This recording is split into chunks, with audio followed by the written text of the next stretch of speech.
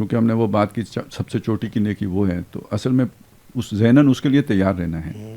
اچھا مرحلہ وہ پہلے ہی لمحے آ سکتا ہے، دیکھیں نا وہ آل یاسر پہ آ گیا، لیکن آپ نے یہ جیسے اصحاب اخدود پہ آ گیا، جان تو سب نے دے دی، جیسے ابراہیم علیہ السلام پہ آ گیا، جان انہوں نے دے دی، لیکن یہ ان کا انیشیٹو نہیں تھا، یہ تو ظالموں کا انیشیٹو تھا نا. تو انہوں نے جانیں دی ہیں مظلومانہ، لیکن جو جان دی ہے حضرت حمزہ رضی اللہ تعالیٰ عنہ نے یا مصعب بن عمیر رضی اللہ تعالیٰ عنہ نے، وہ تو قتال میں دیے نا، مارتے ہوئے دیے.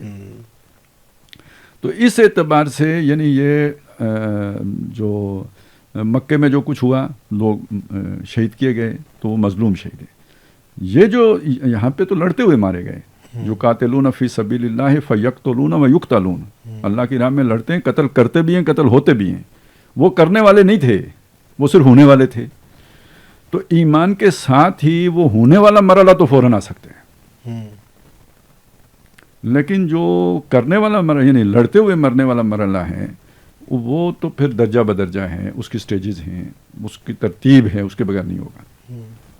اب اس میں اس چیز کو دیکھنا ہے کہ دیکھیں سب سے پہلی بات یہ ہے کہ یعنی وہ جو سب سے پہلا تزکیہ کس چیز کا یا تطہیر کس چیز کی ہوگی، وہ تطہیر ہے نقطہ نظر کی، تطہیر افکار جسے ہم کہتے ہیں، کہ سب سے پہلے ان کو پاک کرنا ہوگا، اور ان کو پاک کرنے کے لیے بھی جد و جہد کرنی پڑے گی. میری ایک فکر ہے، ایک سوچ ہے، اب وہ مجھے پڑھائی گئی ہے، میرے اندر کھبی ہوئی ہے، اب اس کے اوپر کوشچن کھڑے کرنے ہیں، ایک ناقدانہ جائزہ لینا ہے.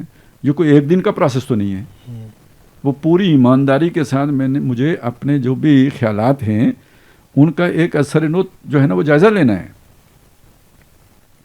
اور صحیح حقائق تک پہنچنا ہے. یہ ایک بہت بڑا سفر ہے. اب گوتم بدھ کی زندگی کو اگر آپ دیکھیں تو وہ زیادہ تر تو اسی میں بیت گیا نا. تو اس کو سورہ عنکبوت کے آخر میں کہا گیا والذین جاہدوا فینا لنہدینہم سبلنا، جو ہماری راہ میں جہاد کرتے ہیں ہم انہیں اپنے راستے سمجھا دیتے ہیں. تو وہاں تک پہنچنا، اس مٹیریل ورلڈ سے نکل کر اس ریئلٹی تک جانا، یہ بہت بڑا یعنی ذہنی مشقت کا کام ہے.